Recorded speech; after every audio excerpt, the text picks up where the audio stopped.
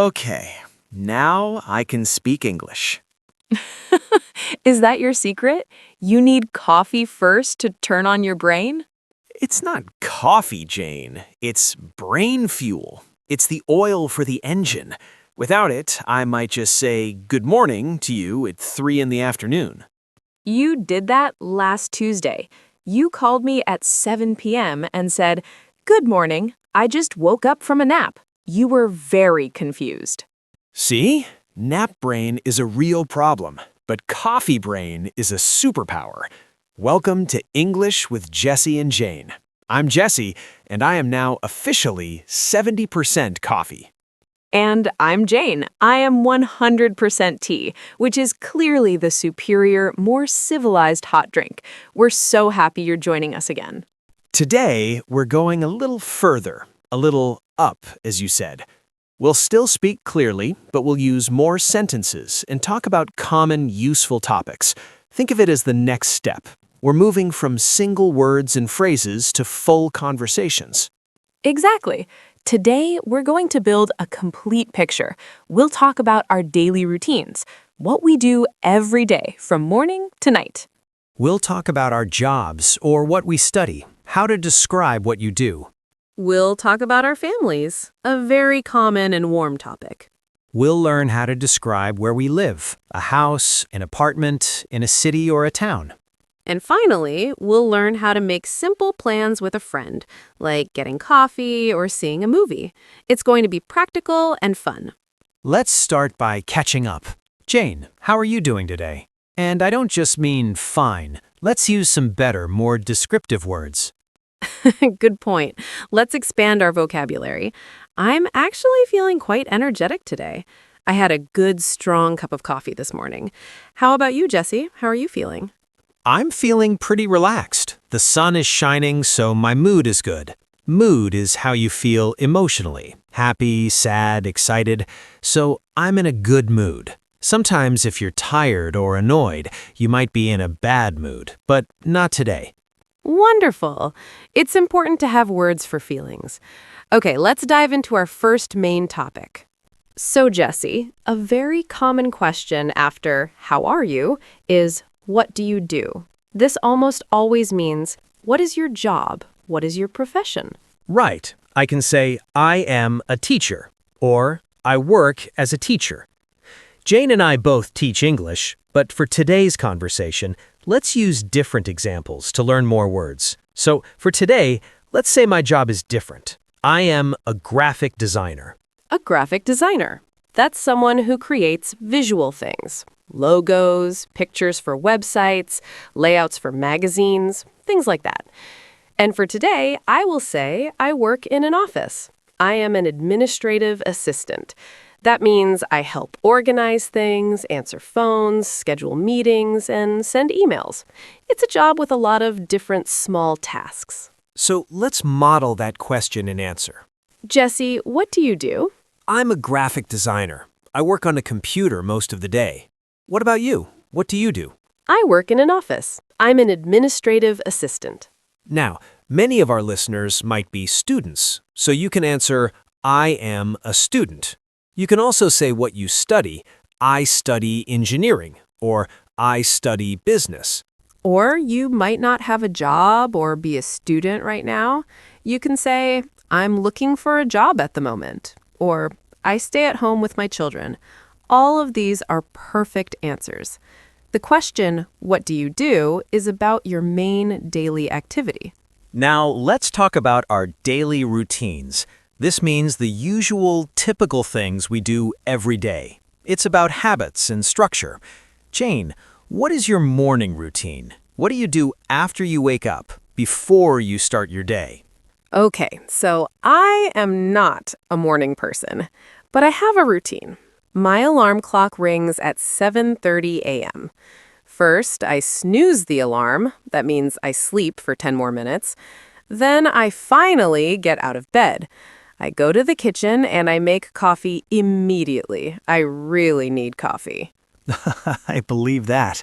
So you make coffee. Then what? While the coffee's brewing, I take a shower. Then I get dressed. I choose my clothes for the day. After my shower, I drink my coffee and maybe eat a piece of toast. That's my breakfast. Then I brush my teeth, put on my makeup, grab my bag and keys, and leave my apartment at about 8:45. You are busy in the morning. My routine is a little earlier. My alarm goes off at 7 a.m. I get up right away, no snooze button for me. First, I do some light stretching, then I take a shower and get dressed. After that, I have breakfast. Usually I eat cereal with yogurt and fruit, or sometimes eggs. I like a bigger breakfast. Then I brush my teeth, pack my lunch, grab my stuff, and leave for work around 8:15. I commute by bus. Commute is a great word. It means the trip you take to go to work or school. So you have a bus commute. I have a short commute. I walk to my office, which is nice. Let's list those morning verbs for our listeners. Repeat after us if you can. We'll go slowly. To wake up. To get up. To snooze the alarm. To make coffee or to make tea. To take a shower or to have a shower. To get dressed. To have breakfast or to eat breakfast. To brush my teeth. To comb my hair. To put on makeup, for some people. To leave for work or to go to work. To commute.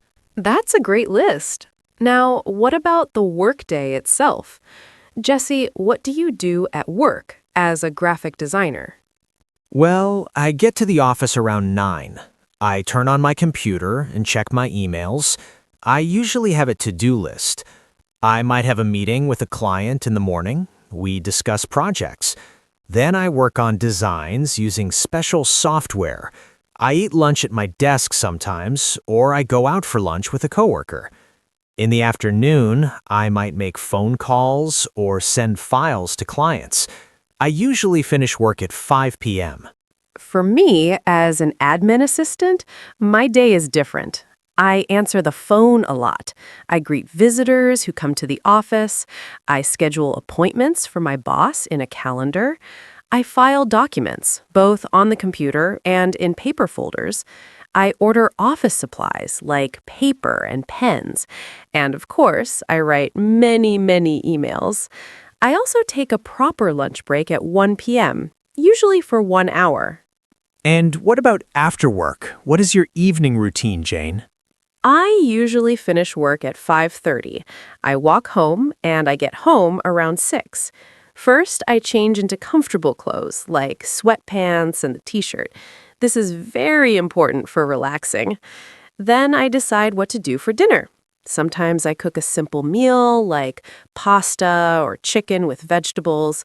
Sometimes I order takeaway if I'm very tired. Takeaway, or take-out, is food you order from a restaurant and bring home. I do that too sometimes. After dinner, I often relax on the sofa. I might watch a TV show or scroll through social media on my phone. If I have energy, I might do some cleaning or go to the gym. I try to read a book before bed. I usually go to bed around 11:30 p.m. and fall asleep quickly. My evenings are similar. I get home around 5:45.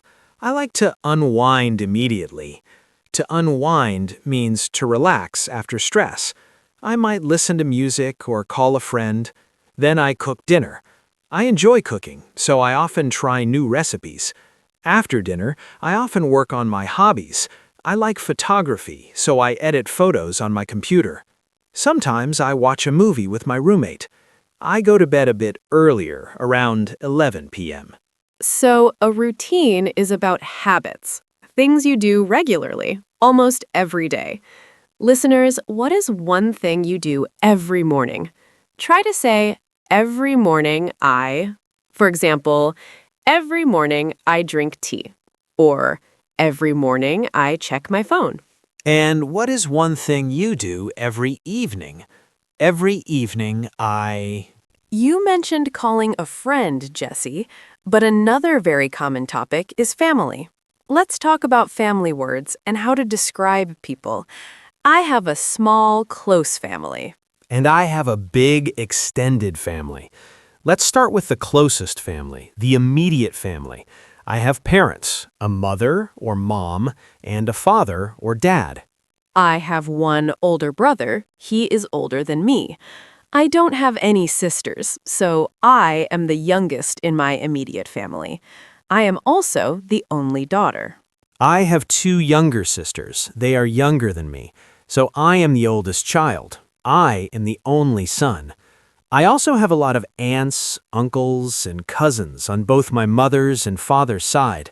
That's my extended family. What about your family, Jesse? Do your parents live in Canada? Yes, they do.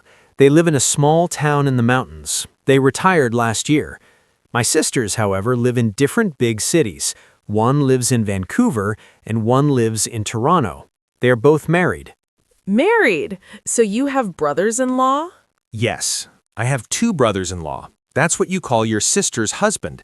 And I have 3 nephews, my sister's children. No nieces yet. That's lovely. How about your grandparents? I have one grandmother still alive. She is my father's mother. We call her Grandma Mary. My grandfathers and my other grandmother have passed away. We use passed away as a gentle, polite way to say they died. I'm sorry to hear that. I am lucky. I have both grandparents on my mother's side. They live in the countryside in a small village. They're quite active for their age. My grandfather loves gardening, and my grandmother bakes amazing cakes. That sounds wonderful. To describe family members, we often say their age, job, or personality. For example, let me describe my sister Anna. My younger sister Anna is 28 years old. She is a nurse in a hospital. She is a very caring and patient person. She is also very funny. Caring means kind and helpful. Patient means she can wait or deal with problems without getting angry. Those are great words. Let me describe my brother. My older brother, Tom, is 35. He is an engineer. He is very smart and logical, but he can be a bit quiet. He is married to a woman named Lena, and they have a dog. You can also describe what you like to do with your family. For example, I like to go hiking with my parents when I visit them, or I video call my sisters every Sunday to catch up. To catch up means to talk about what has happened recently in your lives. So, listeners, think about your family. Can you say one sentence? I have a, or my mother is.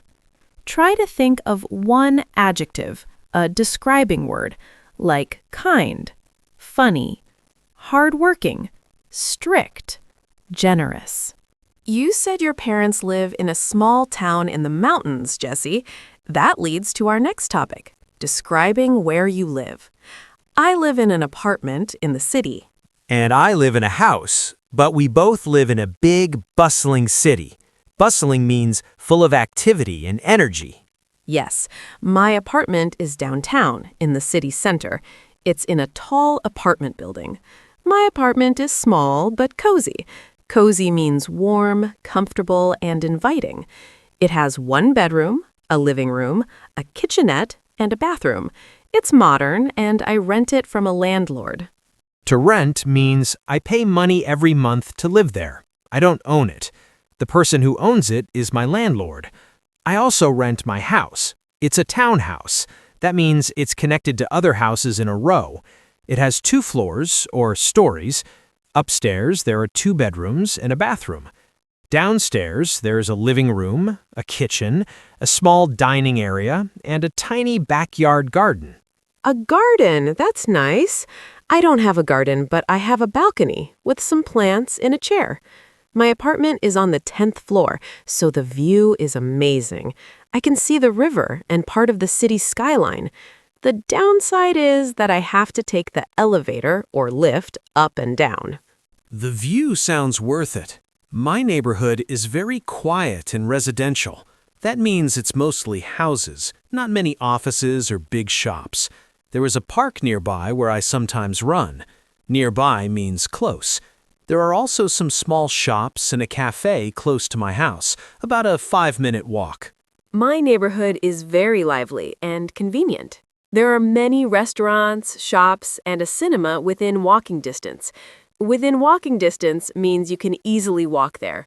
It's sometimes noisy at night with traffic and people, but I like the energy and the fact that everything is so close. So, you can describe your home by type, house, apartment, flat, townhouse, studio apartment, size, big, small, spacious, cramped, cozy, location, in the city, in the suburbs, in the countryside, downtown, near the beach. What is nearby? Parks, shops, schools, public transport. Jesse, do you like your neighborhood? Yes, I do. It's peaceful and safe. It's good for relaxing after a busy day. Do you like yours? Yes, I love it. It's convenient and there's always something to do or see. It feels alive. Listeners, how would you describe where you live? Is it a house or an apartment? Is it quiet or busy? Try to form one sentence. I live in an apartment in a quiet neighborhood. You mentioned a cafe close to your house, Jesse. That's perfect for making plans. Let's talk about how to suggest doing something together. This is how you build friendships. Yes. A simple and polite way is to use would you like to, or the more casual, do you want to? For example, Jane, would you like to get a coffee this weekend? I could answer, yes, that sounds great. Or, sure, I'd love to. I'd is short for I would. What if I'm busy? I need to decline politely. I can say, I'm sorry, I can't. I have other plans. Or, that sounds nice, but I'm busy on Saturday. How about Sunday? Right. You can also suggest a different time or a different activity. This is how a real conversation flows. Let's practice.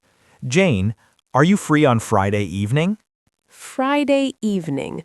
Let me check my calendar. I have a yoga class at 6 p.m., but I'm free after 7:30. Would that work for you? After 7:30 works for me. Do you want to see that new science fiction movie? It starts at 8:15 at the Grand Cinema. A science fiction movie? I'm not a big fan of sci-fi. I prefer comedy movies. How about we see the new comedy instead? I heard it's very funny. Okay, that's a good compromise. Let's see the comedy. Should we meet at the cinema or meet somewhere else first? Let's meet at the cinema at 7:50, so we have time to buy popcorn before the movie starts. Perfect. Let's meet at the cinema at 7:50. See you then. So we used many useful phrases. Are you free on? Would that work? Do you want to? Or how about, to suggest, let's meet at place, at time. And for simpler, more casual plans, you can just say, let's go for a walk in the park tomorrow, or why don't we have lunch together next week? Why don't we is another great way to make a suggestion. What if you need to change or cancel a plan? Things happen. You can say, I'm so sorry, but something has come up. Can we reschedule? Or more simply, I can't make it tomorrow. Can we do it another day? That's considerate. Listeners, imagine you want to ask a friend to practice English with you at a cafe. What could you say? Maybe, hey, would you like to meet for coffee and practice English on Tuesday afternoon? Excellent. Now, let's put everything from today into one big, friendly conversation. Hey, Jane. It's good to see you. How are you doing? How was your week? Jesse, hi. I'm doing well, thanks. Just a bit tired. It was a busy week at the office. So many emails. How about you? How was your week? It was good, but long. I was working on a big design project for a new client. I spent hours on my computer, so my eyes are tired. I understand.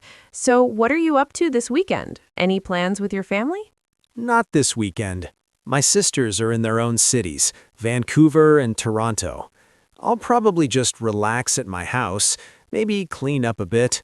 I might call my parents on Sunday. What about you? Any family plans?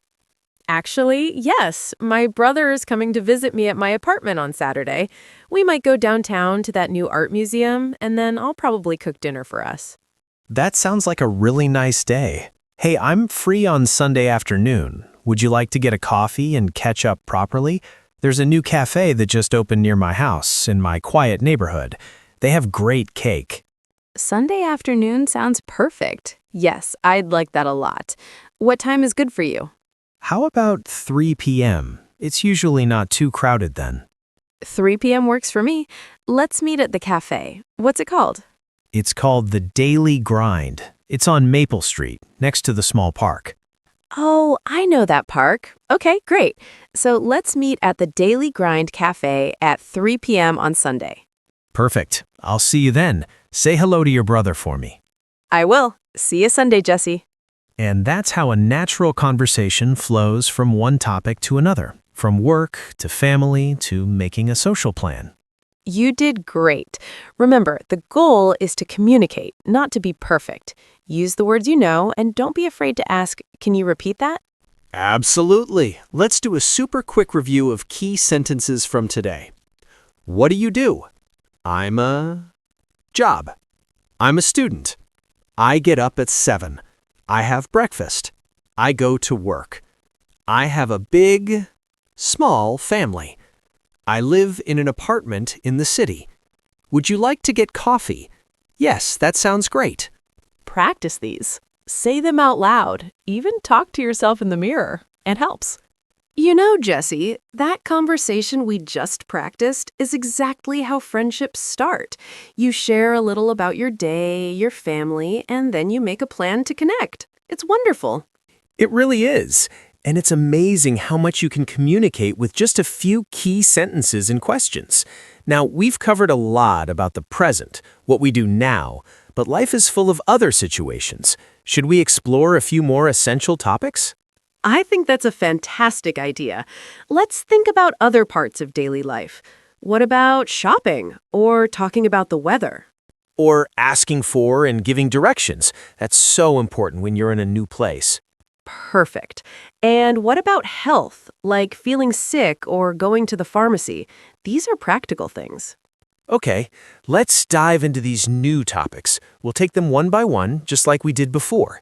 We'll give you the words, phrases, and a little conversation for each. Let's start with shopping.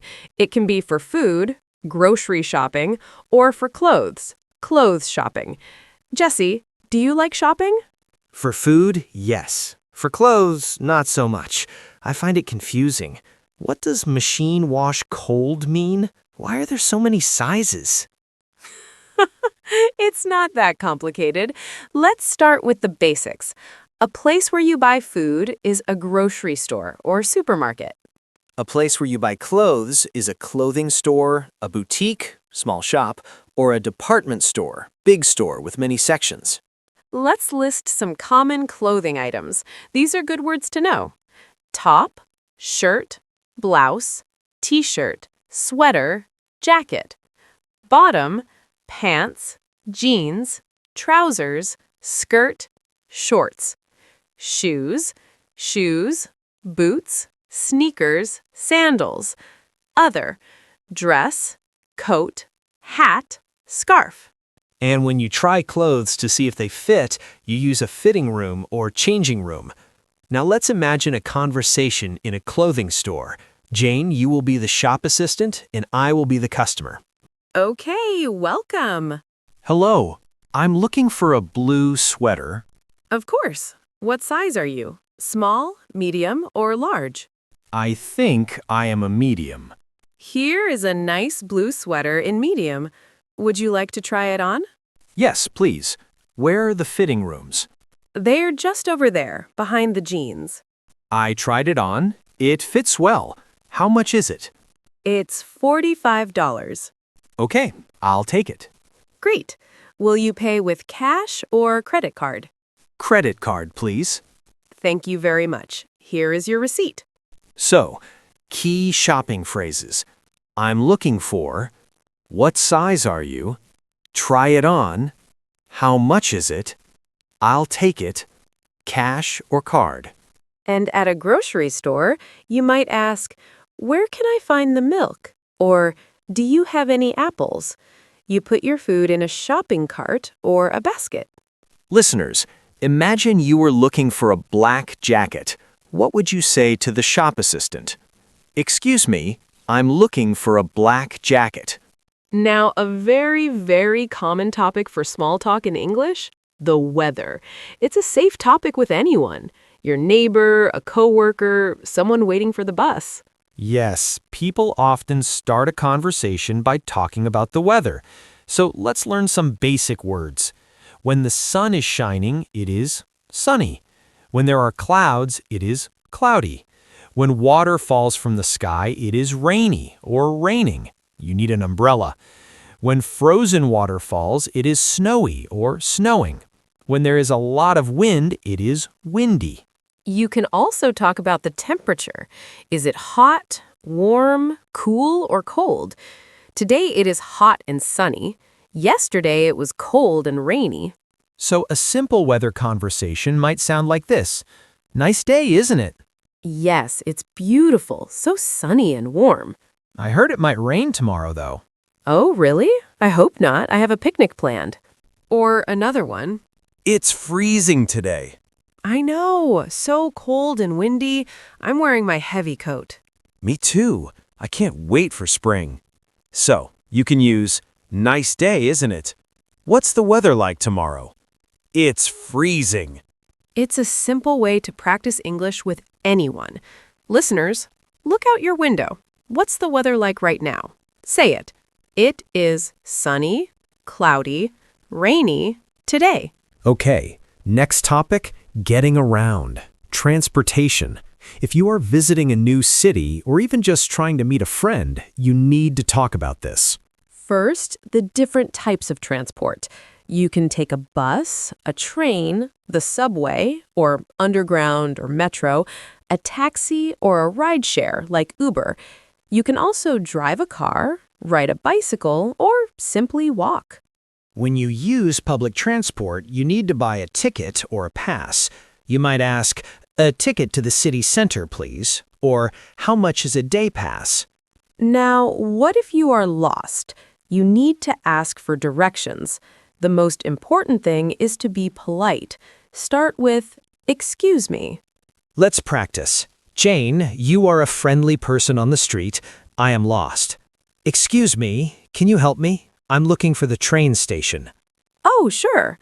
Go straight down this street for 2 blocks. Straight down this street. Yes. Then turn left at the traffic lights. You will see a big park. The station is just next to the park on the right. So straight left at the lights near the park on the right. That's it. You can't miss it. Thank you so much for your help. You're welcome. Key direction words. Go straight. Go down this street. Turn left. Turn right. At the corner or at the traffic lights. On your left or right. Next to or beside. In front of or behind. You might also ask, is it far from here? Or can I walk there? And if you were giving someone a ride or explaining a bus route, you might say, get on the bus number 10 and get off at the 3rd stop. Listeners, imagine you are looking for a library. How do you start asking someone for directions? Excuse me, where is the library? Our final new topic for today is something we all experience sometimes, not feeling well. It's important to be able to explain what's wrong. Definitely. Let's start with common problems.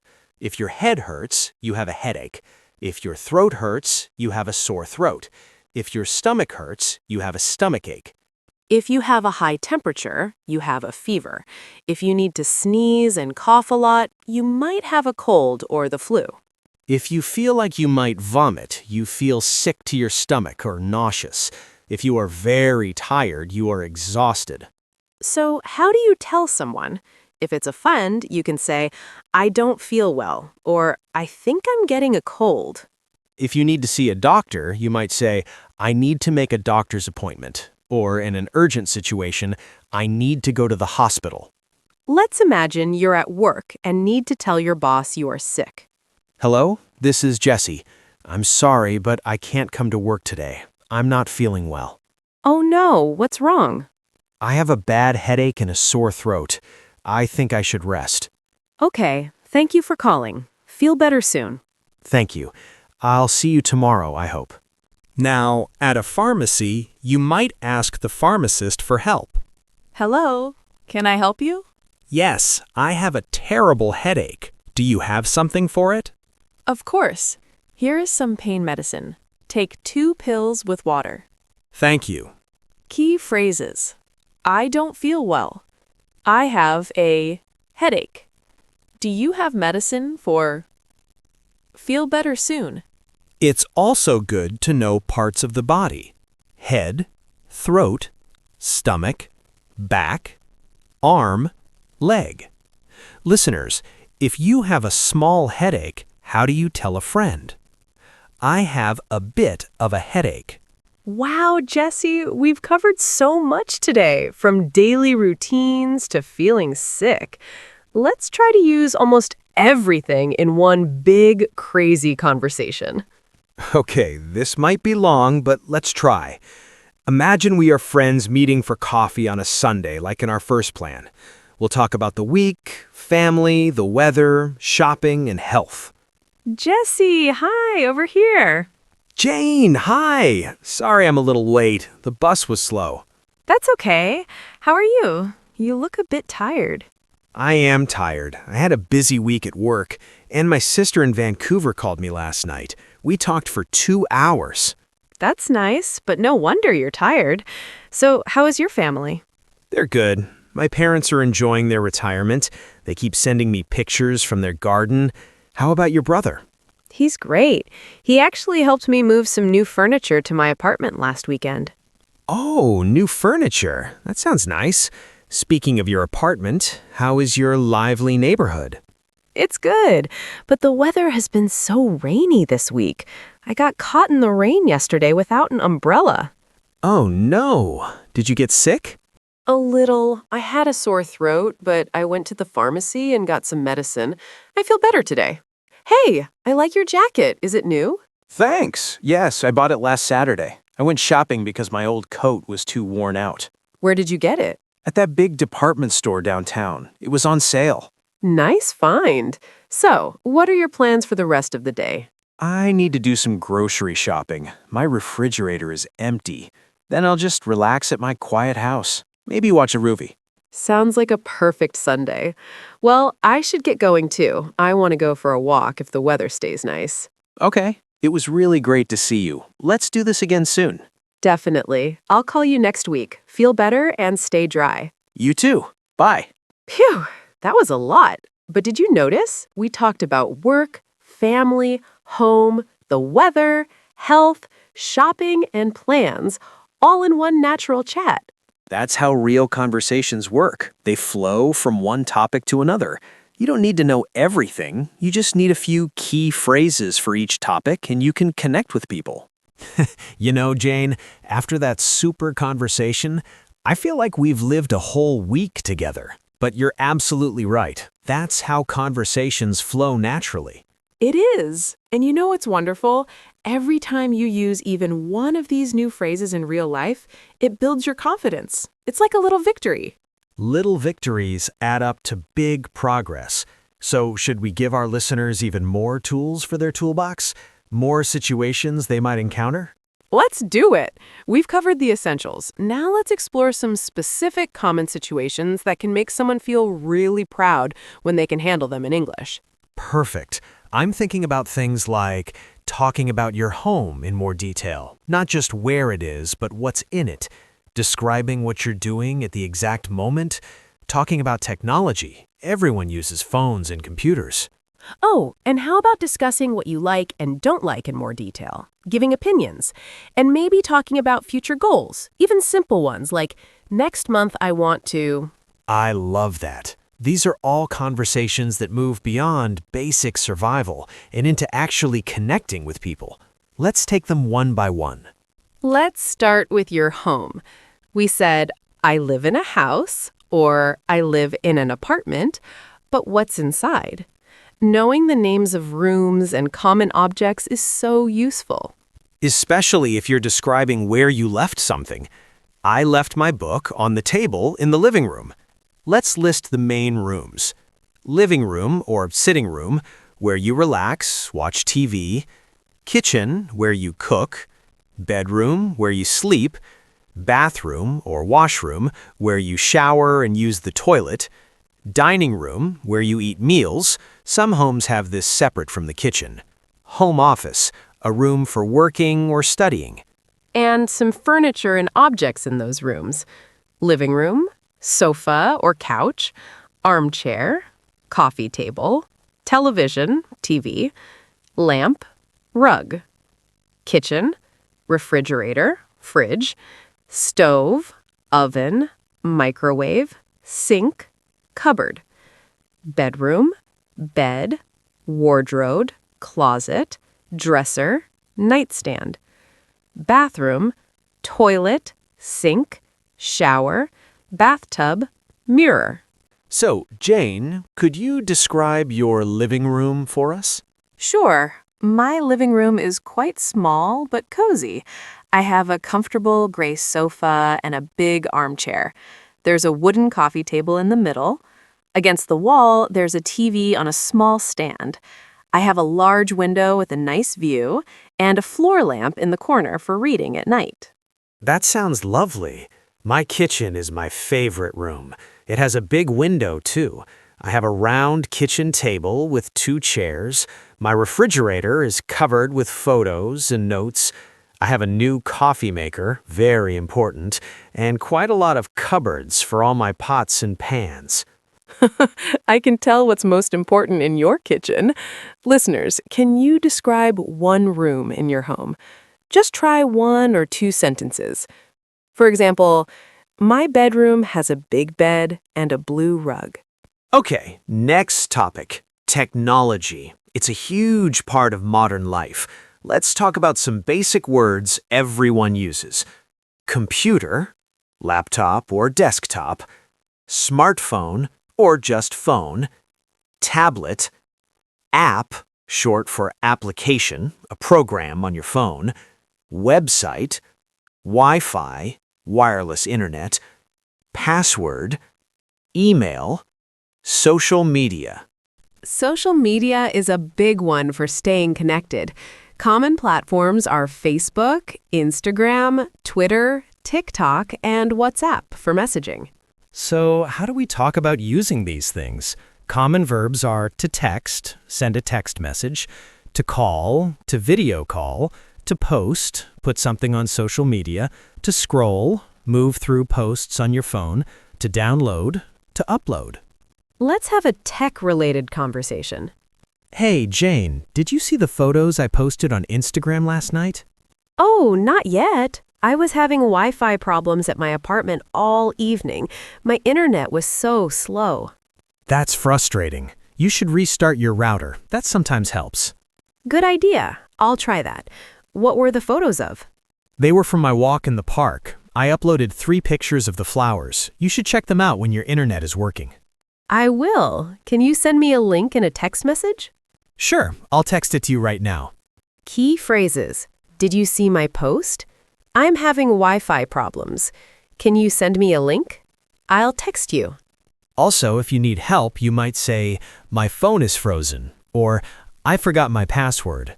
Listeners, what's your favorite app for talking to friends? Now, let's move to a more personal topic, expressing what you think and feel about things. We already know I like and I don't like, but let's get more detailed. Yes, we can use stronger or softer words. Love. I love chocolate. Very strong. Really like. I really like this song. Like. I like rainy days. Don't mind. I don't mind cooking. It's okay. Not good or bad. Don't like. I don't like being late. Hate. I hate traffic jams. Very strong dislike. And to give an opinion, we can use phrases like, I think. I think this movie is too long.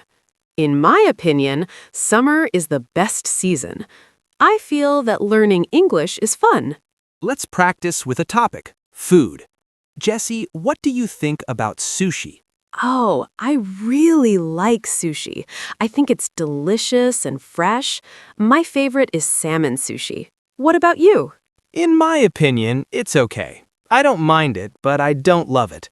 I prefer hot food like pasta. That's fair. I love pasta too, but I hate when it's overcooked and too soft. I agree. Pasta should be al dente, a little firm. See how we shared opinions? We also used I prefer to say what we like more, and I agree or I disagree. Listeners, think about a type of music. What's your opinion? Try, I think pop music is, or in my opinion, classical music is. Our final new topic for today is about looking forward, talking about the future, not just plans for tomorrow, but hopes and goals. We use I want to for desires and I'm going to for definite plans. But we can also use I would like to, which is polite and a bit dreamy, or I hope to. Let's talk about goals. They can be big or small. A travel goal. I want to visit Japan someday. A skill goal. I'm going to learn how to play the guitar this year. A personal goal. I hope to read 20 books. A life goal. I would like to speak English fluently. Jesse, do you have any goals for this year? Yes, a couple. I'm going to plant a vegetable garden in my backyard. I want to finally finish that online photography course I started, and I would like to visit my sister in Toronto if I can save enough money. How about you? I want to run a 5-kilometer race. I'm not a runner now, so it's a big goal. I'm going to start taking swimming lessons, and I hope to redecorate my living room. Those are great goals. We can also ask others, what do you want to do next year? Or, do you have any plans for the future? It's a beautiful way to get to know someone better. Listeners, what is one small goal you have? It can be very simple. I want to learn 5 new English words every day. Say it. I want to. You know, Jesse, I feel like with all these topics, home, tech, opinions, goals, we're having the kind of conversation close friends have. I was thinking the same. We moved from hello, my name is to sharing dreams.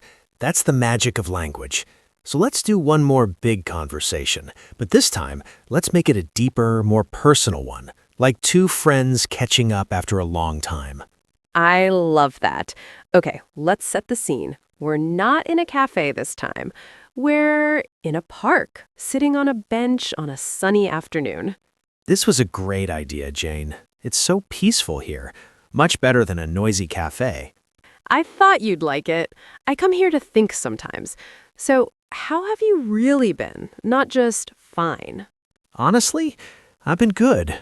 Busy, but in a good way. That graphic design project I was stressed about last month, I finished it and the client loved it. Jesse, that's fantastic. I knew you could do it. You should be really proud. Thanks, I am. It made me think.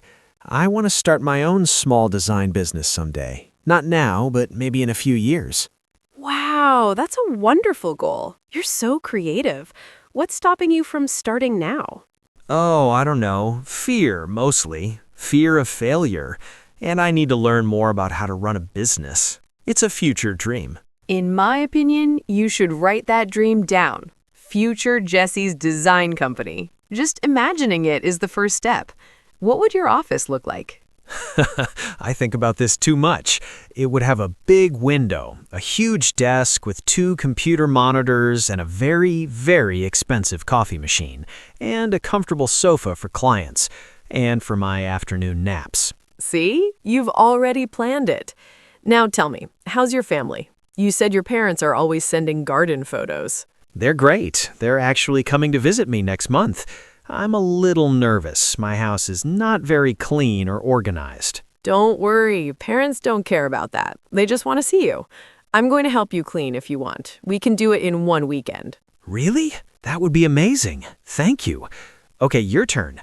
How are you really? How's the goal of running a 5K? That sounds painful. It is a bit. I downloaded a running app on my phone. It gives me a training plan. Yesterday, I had to run for 5 minutes without stopping. I thought I would collapse, but I did it. That's seriously impressive.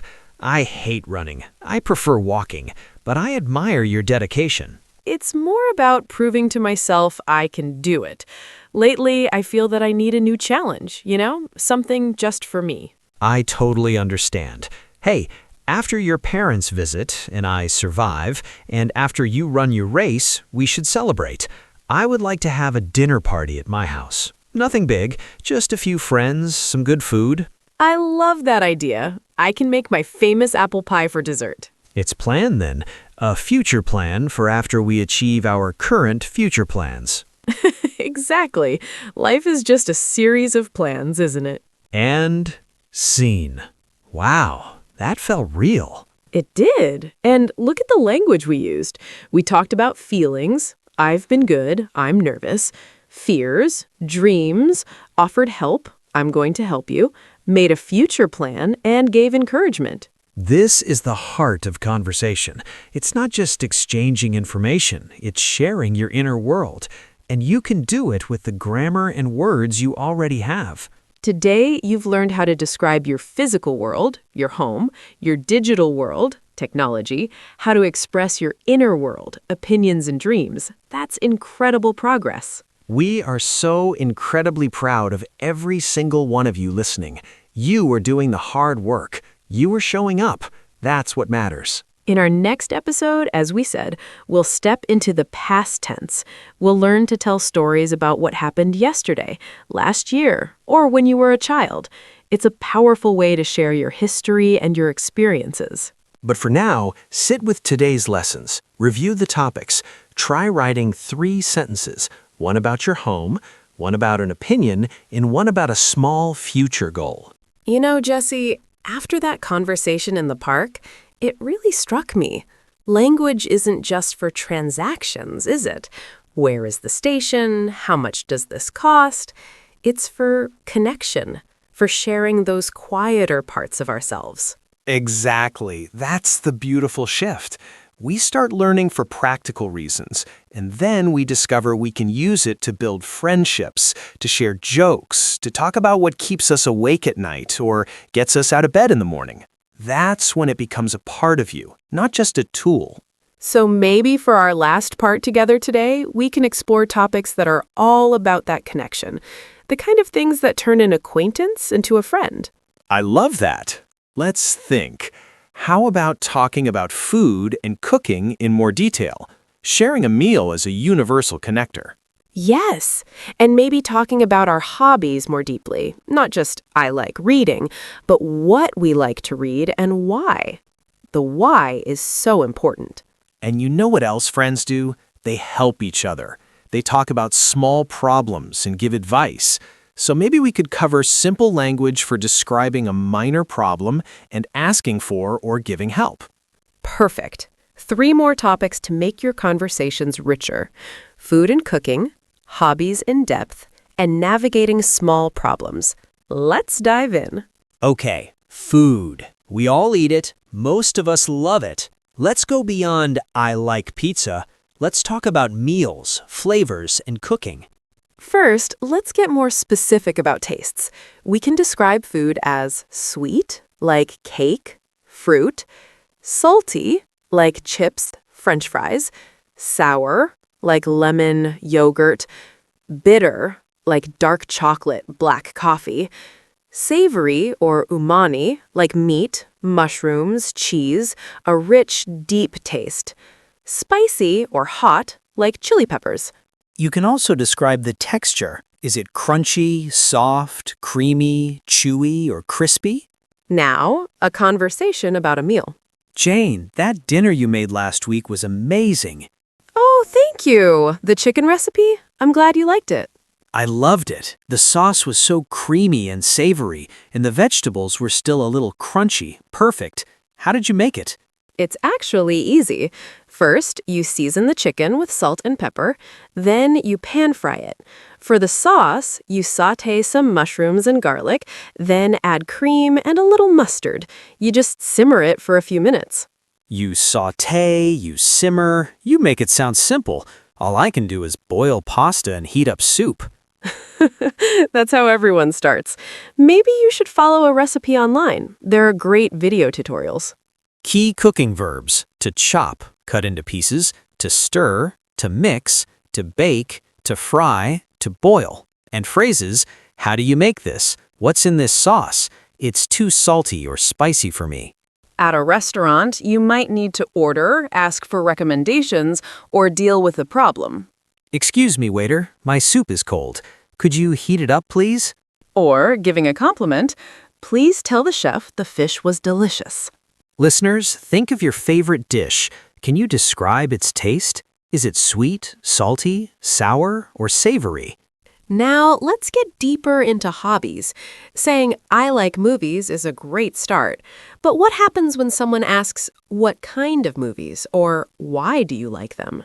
This is where you can really share your personality. Let's use reading as an example. Instead of I like reading, you could say, I really enjoy historical fiction because it teaches me about the past in a fun way. Or, I'm into science fiction novels. I love imagining future worlds and technologies. Or, I prefer nonfiction, especially biographies. I find real stories about people's lives fascinating. Perfect. You gave the category and the reason. Let's practice with music. Jane, what kind of music do you like? I listen to a lot of indie folk music. It's usually calm and poetic, which helps me relax after a busy day. How about you? I'm a big fan of classic rock from the 70s and 80s. I like the energy of the guitars, and it's the music my parents played when I was growing up, so it reminds me of home. See, now we're connecting. We learn not just about taste, but about someone's need for relaxation or their family memories. Other hobbies can be described this way. I like hiking because I love being in nature and it's good exercise. I'm learning pottery because I want to make something with my hands, not just on a computer. You can also talk about how often you do your hobby. I try to go hiking once a month. I usually read for an hour before bed. Listeners, think about one of your hobbies. Now, ask yourself why you like it. Try to form a sentence. I like hobby because...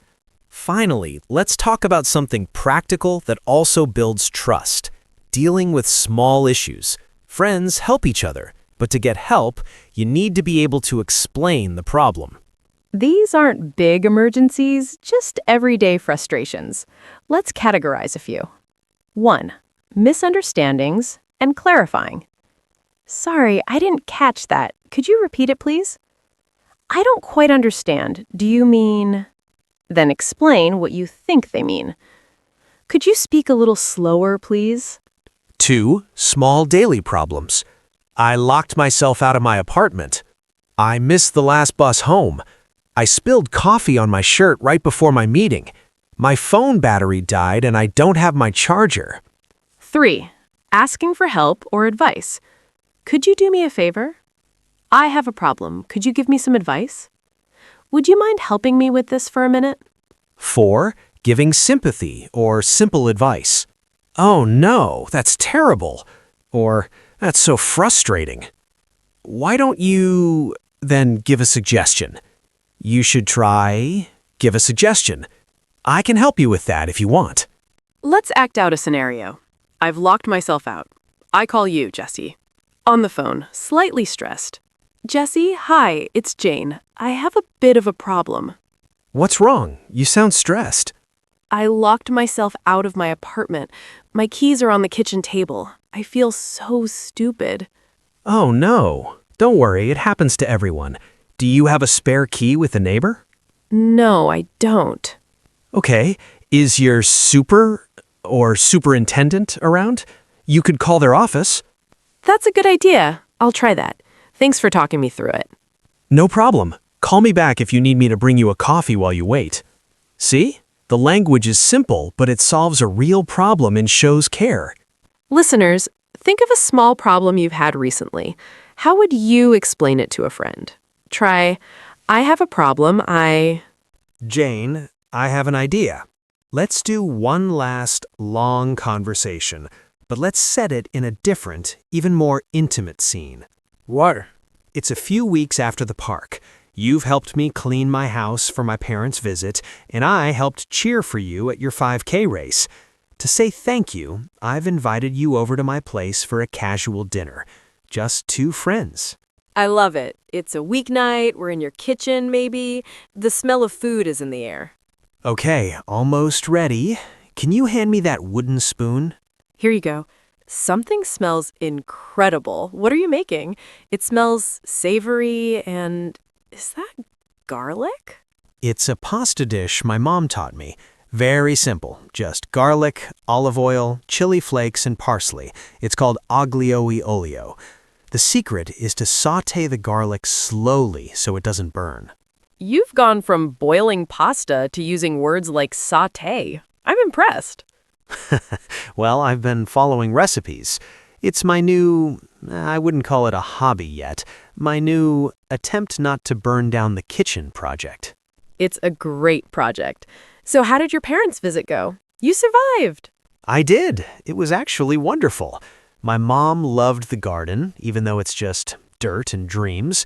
She brought me seeds, my dad fixed that wobbly shelf in my living room, and they didn't say a word about the dust. See? I told you. They just want to see you happy. I'm so glad it went well. Me too. It made me think about home, you know? The one I came from and the one I'm making. Okay, food's ready. Let's eat at the kitchen table. This is delicious. The pasta is perfectly al dente, and the flavor is so rich, but simple. Thanks. High praise from the apple pie expert. Speaking of, how are you feeling after your big run? You looked so strong crossing the finish line. Sore, but really, really good. It was harder than I thought, but that feeling when I finished, I can't even describe it. I felt so proud of myself. You absolutely should be. What's the next challenge? A 10K? Oh, slow down. Let me enjoy not running for a little while. Actually, I was thinking of a different kind of challenge. I want to join a book club. I realized I only read alone, and I miss talking about stories with people. That's a fantastic idea. What kind of books does the club read? It's a contemporary fiction club, so modern stories about life today. I think I'll enjoy hearing different opinions about the same book. You know, I might want to do something like that, but for movies. I watch so many, but I just scroll through reviews online. It's not the same as a conversation. You should start one. Jesse's Classic Rock and Movie Night. You could show a movie from the 80s and play music from the same era. Huh, that's not a bad idea. Maybe I will. Thanks for the advice. That's what friends are for, to listen to the dreams and then say, so, do it. This is nice. It really is. And sometimes that's the best conversation of all. The comfortable quiet between friends who don't need to fill every second with words. We've covered so much ground today, from the first what do you do, to sharing dreams in a park, to cooking dinner in a quiet kitchen. You have all the pieces now to build beautiful, meaningful conversations. Remember, it's not about perfection. It's about the attempt, the courage to ask, why do you like that? The willingness to say, I have a problem. The openness to share, I want to. Every mistake is a step. Every sentence is a bridge. You are becoming not just an English speaker, but a storyteller, a friend, a confidant in this language. We are so honored to be on this journey with you. Take these words, these phrases, and go build your connections. Share a recipe. Explain why you love your hobby.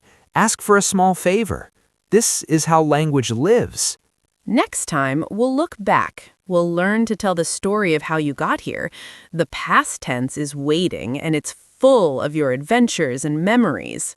But for now, be present. Practice. Be brave. We are cheering for you always. Next time, we'll look back. We'll learn to tell the story of how you got here. The past tense is waiting, and it's full of your adventures and memories. But for now, be present. Practice. Be brave. We are cheering for you. Always. Goodbye, and see you next time. Thanks for watching Jesse and Jane Talk. Yeah. If you enjoyed it, hit the like button. Yeah. And don't forget to subscribe. See you next time.